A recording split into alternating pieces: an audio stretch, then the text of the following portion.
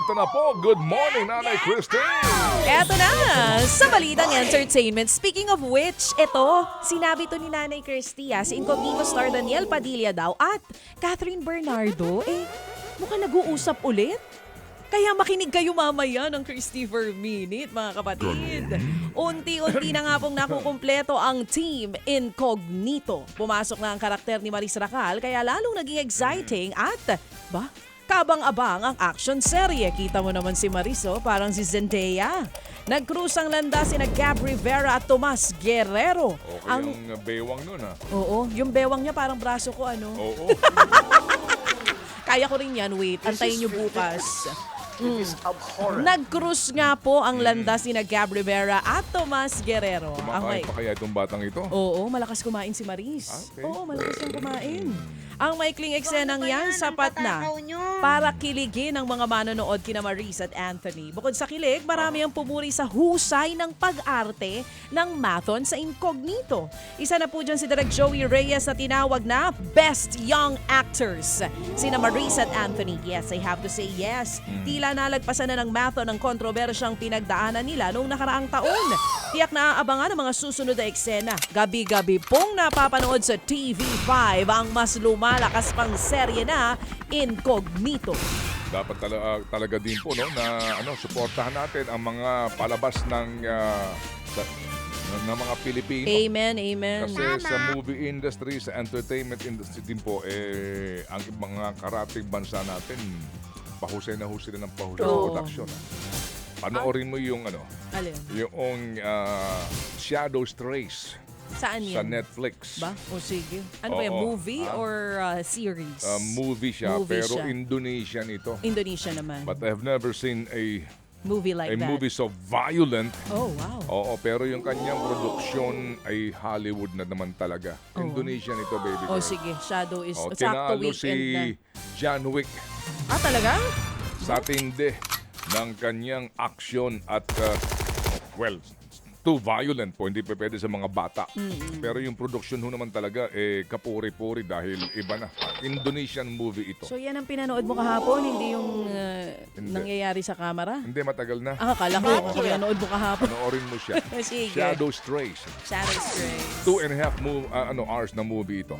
Okay, samantala po naman may mensahe po si Bini Aya.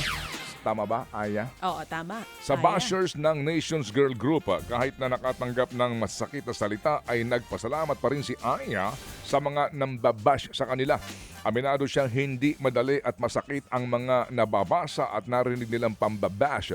Pero ito raw ang nagtutulak sa kanilang paghusayan pa. Nagawa raw nilang motivation ang negatibong ipinupukol sa kanila ng mga bashers. Tinutulak lamang din daw siya ng ganito pong karanasan para manatiling mabait at mapagmahal. Pinag-uusapan naman ngayon ang content creator na si Sander Ford. Bumalik daw kasi sa kanyang Marlu version ang vlogger. Sa isang video post kamakailan, isa-isang ipinakita ni Sander ang nagbabago niyang kutis. Ang pinaka nakakagulat, ang ngipin reveal ni Sander. 3 po kasi sa kanyang veneers ang sirana.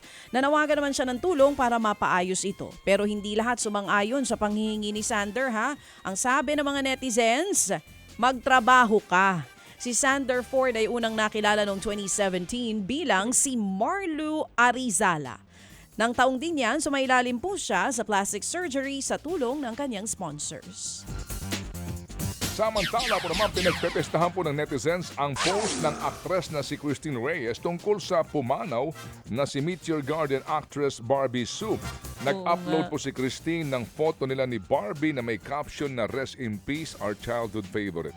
Pero siningitan niya ng bati sa kanyang sarili ng happy 36th birthday daw sa kanya. Dinilit niya kaagad ang naturang post. Muli niya itong ipinost pero binura rin niya at nabastol si Christine ng netizens. Bagay po na inalmahan niya. Sa kanyang IG story, binati na naman ni Christine ang kanyang sarili. Kailangan daw hong maging perfect at bawal daw hong bang magkamali. Banat pa niya, ang daming magagaling daw sa mundo. Oo, naghingi na po siya ng sorry. Oo, so okay na yun, mga kapatid. Okay. O sige, ito naman.